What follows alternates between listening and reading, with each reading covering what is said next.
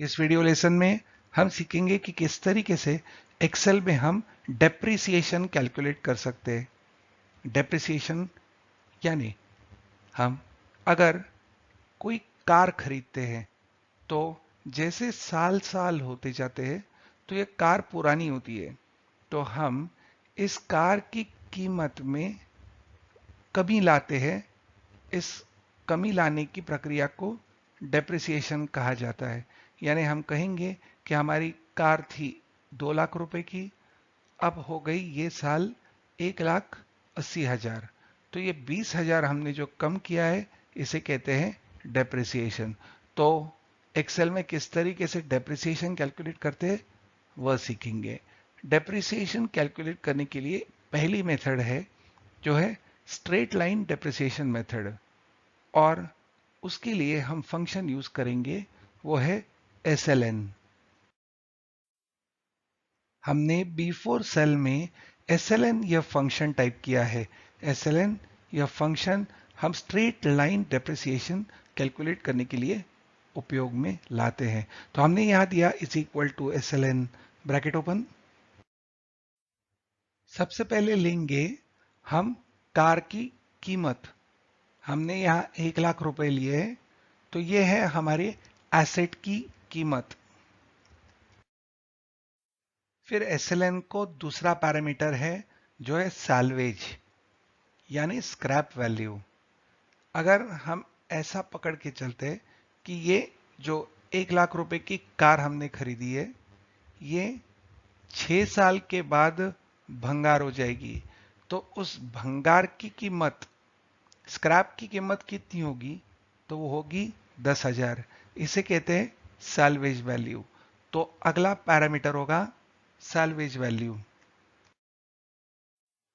और आखिरी में है लाइफ यानी जो पीरियड जिसके लिए हम डेप्रिसिएशन कैलकुलेट करना चाहते हैं।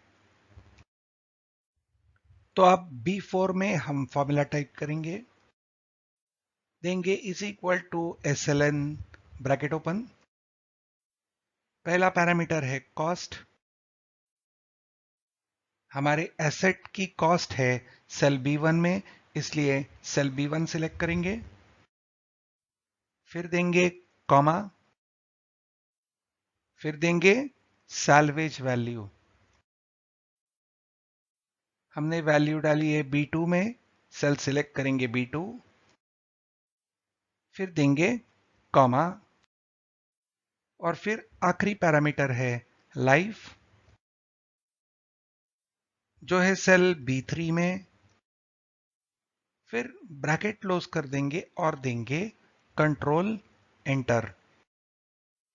और यहां डेप्रिसिएशन कैलकुलेट हो गया है 50,000, और एक्सेल ने अपने आप यहां करेंसी फॉर्मेट ले लिया है क्योंकि यह फंक्शन एक फाइनेंशियल फंक्शन है।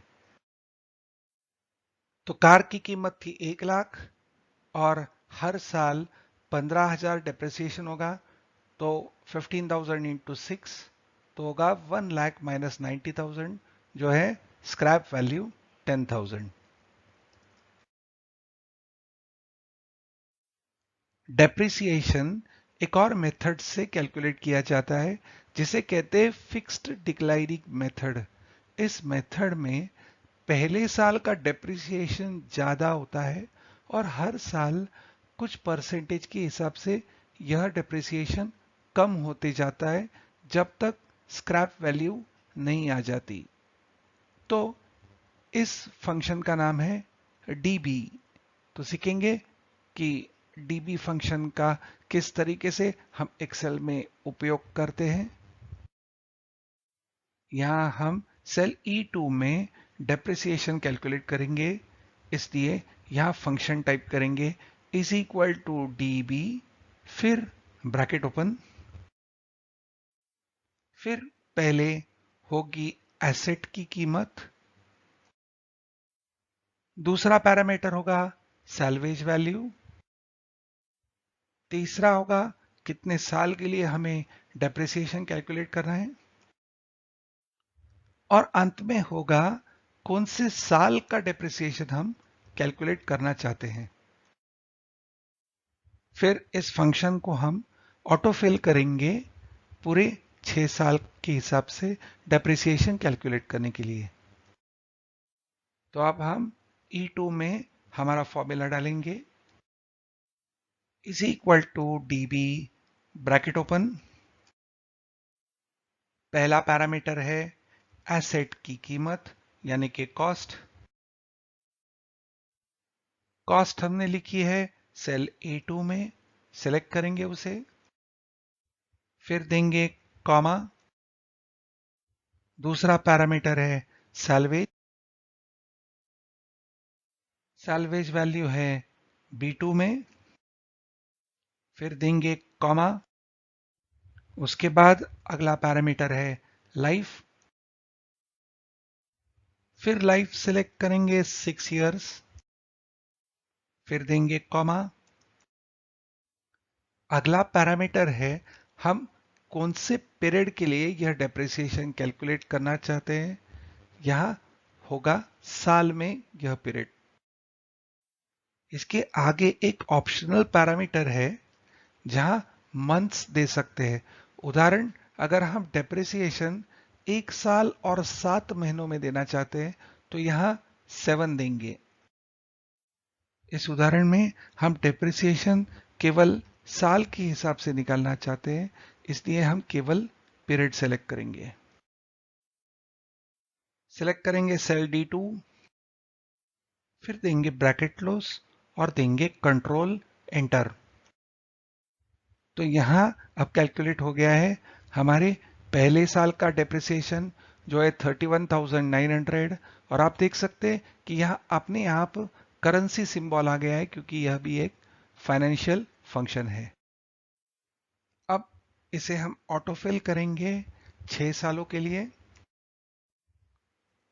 कुछ तो प्रॉब्लम हुआ है, एंटर देंगे।